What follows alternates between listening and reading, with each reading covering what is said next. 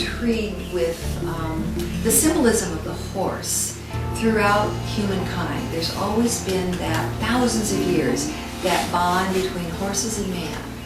And it's different than dogs and cats and parrots. And there's something very, very mystical, I want to say magical, amazing with this interspecies connection that we have. It started here 22 years ago, actually. And it's now called the Wind Horse Equine Assisted Therapy Program.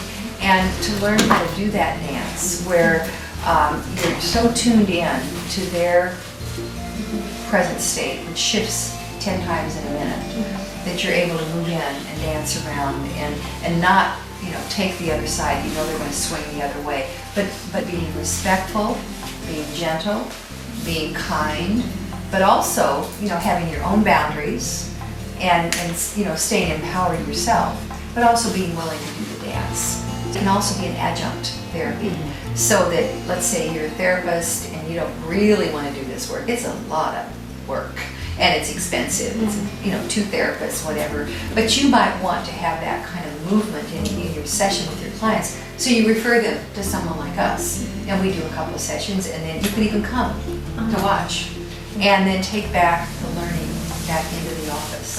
And that's a really powerful model. And we did this with the boys at the boys camp, where the therapists would come out and observe, and they go back into their individual sessions and work on stuff that they would never open up in the office and talk about these issues. But boy, with the horses, it just became very, very apparent. Have you had great experiences too with like mothers and daughters and fathers and sons? Have you done anything like that where there was problems with? Well, yes, we did last week. Okay, but that would be really interesting too. I did a mother and daughter. It was before you came on the scene. And the girl had had some horse experience, and the mother had just really been, kind of real shy kid, and the mother was very domineering, and why won't you do anything? And, the kid was just, very passive and quiet. She got out there in the arena with the horse, and all of a sudden it shifted, the whole dynamic, and the mom got it. She said, "Oh, I'm so controlling, I'm so overwhelming. No wonder my child is cowering." And it really just shifted, and it was one session. And we did one last week with a mother-son. Same kind of dynamic. Similar, wanting some independence. Her wanting this child to be more independent. However, it was very clear in the arena when we asked them to do a test that she was actually thwarting that independence. Undermining her own intention by saying, I want him to be, but oh no, that's a bad idea. Don't do this, don't do this. Well, he just stepped up 2 or 3 times to do this activity differently than you wanted him, and you told him it was a bad idea. Or no, that's not gonna work. So in a way, pointing that out was, well, he has it in him if you let him. Not everyone gets it though. There. Yeah, not everyone gets it, and sometimes it's just like, when we work with clients, they don't always have that insight. They don't. And sometimes the insight comes after they leave, like weeks later, just like when you have clients in your office, you're like, I am never going to see you get frustrated, but sometimes their healing comes months, weeks after the fact, and years after the fact. And so sometimes this work is the same way. They'll get in the session, they won't see it, they won't understand it, and they come back the next week and they go, I got it. And I was thinking about it all week, and this is what I came up with, and they bring it back to the next therapy session, and you're like, wow. So you can kind of pick up from there. And we had a couple clients who, one very, very aggressive, kind of woman, her presence in the world was very domineering as well, and working in a group situation, she just kind of took over, ignored the other people, and was doing this thing, and came back the next week and was like, I can't believe that's how I am. That's why I'm having some of these problems. At that moment, that week, she wasn't ready to see that. That was a really hard jump for her. It was a hard interpretation for us to make, so it was very gentle about the way we framed it. But she went home and sat on it and came back and was like, oh my gosh, this is why I'm having relationship problems. This is like other things that I'm seeing in myself. And so sometimes it comes later. Yeah, sometimes we don't realize why we say what we do or act like we do or anything until someone does come up and say, But the horse can do it in a way that other people Right, can't. right. It's not I'm gonna get upset at the horses. Right, you're not gonna get mad at a horse, Yeah. you know, pointing out your flaw. Right. Whereas you'd be very defensive if your spouse or your friend Right. said the same thing to you. Right. Yeah, we had another, I was just thinking of the incident. We do an activity where we put a blindfold on. Oh, yeah.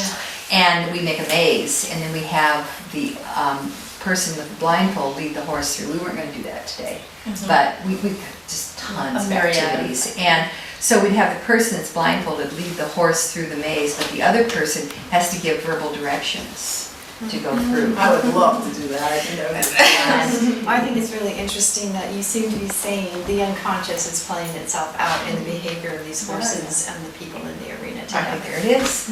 They just pick up on, there is probably an unconscious field that they pick up on. Just Yeah, so we've done easy to some me, it's amazing so things with interesting. couples. Yes. And actually, at one point, we worked with a couple where the husband had had a stroke. And they both were very, young couple, very high-powered jobs, and he had a stroke. He was doing very well, actually. He had a slight limp. And we did some work in the round pen, actually. We don't have one here, but we do at the other facility. And just having them together, because she was viewing him as less than capable. He was working, but she was feeling like she had to do everything. And in her own way, she was diminishing him, Yes. demeaning him. Yes. Got them in the round pen, and we have an activity where we ask them just to lunge, it's a Monty Roberts kind of thing, just lunge the horse with your body language and get the horse to move around and to canter, to trot, to, change the pace. He could do it beautifully. And she couldn't. And it was amazing to see the shift in the dynamic of the relationship when she saw that he had this empowerment just because he was different than he'd been before. And it shifted that dynamic back to an equal. That probably helped him a lot more too. Oh, he felt Even in healing. Oh, absolutely. He felt that he was empowered. This whole thing was, we watched him in a matter of an hour really take charge of the session. He actually told her what to do for a change, and she was, kind of responding, and they had a really creative solution to something we've never seen this task done. He's standing in the middle and she's running on the outside of the arena and the horse is chasing her. That's exactly what I said. Well, what is, the metaphor was his recovery and creative solutions to his recovery. I think they hadn't even thought of some of the potential ways that you can be physical. It doesn't mean you have to go to the gym. Really hard to It's recover very is physical. linear in her. But it's funny that what he recovery made her do the exercise. Go do the dance. Well, exactly, because she'd been telling him to go to the gym. Right. Yeah. So we see this kind of stuff, and they only need one session, And that's the other part of this, is that it's not like you come in every week and then you make really slow progress, but it can be a short-term solution. 8 weeks is the most probably we'd ever do with anybody. We never-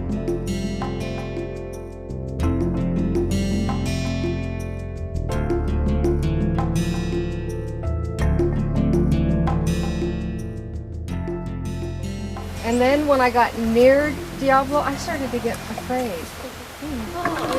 You look so in charge. No, I did.